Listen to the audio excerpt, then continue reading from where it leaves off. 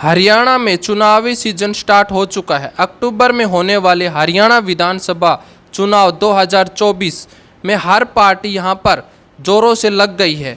किस पार्टी को यहां पर बहुमत की सरकार मिलेगी? क्या फिर से हरियाणा में गठबंधन की सरकार देखने को मिलेगी, या भाजपा या कांग्रेस या जेजेपी यहां पर बहुमत हासिल कर पाएंगी? अब की तरह में कौन सी पार्टी आगे चल रही है जिला वाइज? यहाँ पर सबसे पहले बात करते हैं फतेहाबाद में। फतेहाबाद में यहाँ पर 3 सीटें हैं विधानसभा की। बीजेपी को यहाँ पर 1 सीट मिल रही है, कांग्रेस को यहाँ पर 2 सीट मिल रही है।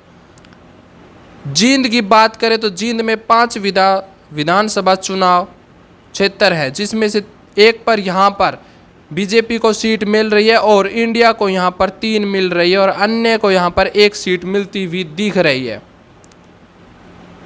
सोनीपत की बात करें तो 6 विधानसभा सीट है यहाँ पर और बीजेपी को यहाँ से 2 सीट मिल रही हैं और कांग्रेस को यहाँ पर 4 सीट मिल रही हैं, अन्य को यहाँ पर 1 सीट मिल रही है।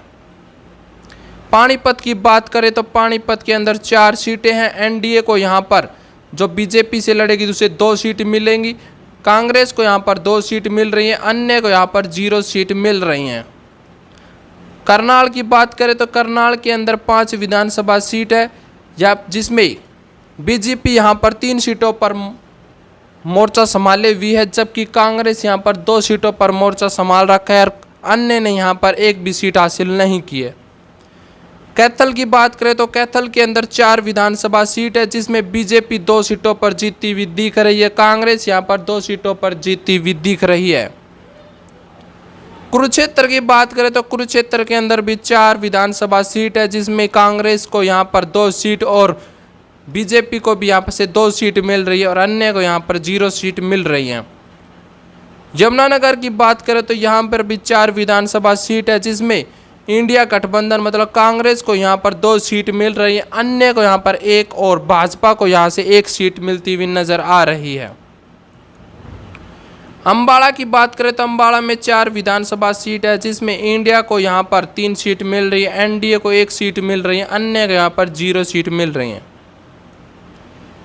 पंचकुला की बात करें तो पंचकुला के अंदर 2 सीटों और दोनों सीटों पर यहाँ पर कांग्रेस ने मोर्चा संभाल रखा है। फरीदाबाद की बात करें तो फरीदाबाद में 6 विधानसभा सीट है, जिसमें बीजेपी को यहाँ से 2 सीट और कांग्रेस को यहाँ से 3 सीट और अन्य को यहाँ से 1 सीट मिलने की पूरी की उम्मीद है।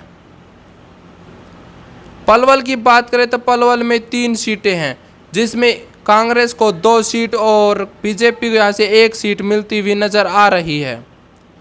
मेवात के अंदर 3 विधानसभा सीट है, जिसमें तीनों के तीनों पर यहाँ पर कांग्रेस का वर्चस्व है।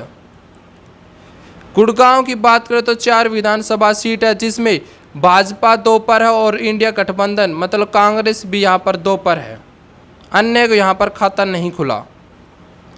रेवाड़ी की बात करें तो रेवाड़ी में 3 विधानसभा सीट है, जिसमें भाजपा की 1 सीट है और यहाँ से कांग्रेस पार्टी 2 सीटों पर जीतती हुई नजर आ रही है और अन्य को यहाँ पर 0 सीट मिल रही है। महेंद्रगढ़ की बात करें तो महेंद्रगढ़ में 4 सीट है, जिसमें से इंडिया को यहाँ पर 2 सीट मिल रही है और एनडीए को 1 सीट मिल रही है, अन्य को यहाँ पर 1 सीट मिल रही है। झज्जर की बात करें तो झज्जर के अंदर 4 विधानसभा सीट है, जिसमें एनडीए को 1 सीट और इंडिया गठबंधन पर यहाँ पर 2 सीट नजर आ रही हैं और अन्य को यहाँ पर 1 सीट मिल रही है। रोहतक विधानसभा की बात करें, रोहतक के अंदर 4 विधानसभा की सीटें, जिस पर कांग्रेस 3 सीटों पर जीती हुई नजर आ रही है और यहाँ पर भाजपा 1 सीट पर जीती हुई नजर आ रही है। भिवानी की बात करें तो भिवानी में 6 विधानसभा की सीटें हैं, जिसमें इंडिया मतलब कांग्रेस को यहाँ से 3 सीटें मिल रही है और बीजेपी को यहाँ से 2 सीट मिल रही हैं और अन्य को यहाँ पर 1 सीट मिलती हुई नजर आ रही है। हिसार की बात करें तो हिसार के अंदर 7 विधानसभा सीटें हैं, जिसमें अन्य को यहाँ पर 2 सीट मिलती हुई नजर आ रही है, जबकि भाजपा को 2 और कांग्रेस को यहाँ से 3 सीटें मिलती हुई नजर आ रही हैं। सिरसा की बात करें, सिरसा में 5 विधानसभा सीट है, जिसमें एनडीए कांग्रेस को यहाँ से 2 सीट और भाजपा को यहाँ से 2 सीट और अन्य को यहाँ से 1 सीट मिलती हुई नजर आ रही है। ये 90 सीटों का ताज़ा सर्वे है दोस्तों। यहाँ से कांग्रेस को बहुमत मिलता हुआ नज़र आ रहा है। कांग्रेस यहाँ से 51 सीटों से जीती हुई नज़र आ रही है। 90 में से हरियाणा में बीजेपी कहीं ना कहीं 30 सीटों पर ही सिमट कर रह गई है और अन्य को यहाँ पर 9 सीटें मिलती हुई नज़र आ रही हैं। इसका सबसे बड़ा कारण है कि बीजेपी को कम सीट मिलना, रोजगार बेरोजगारी मुद्दा सबसे बड़ा रहा है यहाँ पर। और पिछले 10 सालों में यहाँ पर भाजपा ने खराब प्रदर्शन के कारण यहाँ पर बीजेपी की सीटें 30 तक सिमट कर रह गई हैं। तो कहीं ना कहीं अब की बार कांग्रेस बहुमत में आने की पूरी आशंका है, क्योंकि जनता अब की बार कांग्रेस को ज़्यादा पसंद कर रही है। तो कहीं ना कहीं कांग्रेस सरकार फिर से आ सकती है। चैनल को सब्सक्राइब कर लें और वीडियो को लाइक ज़रूर कर दें।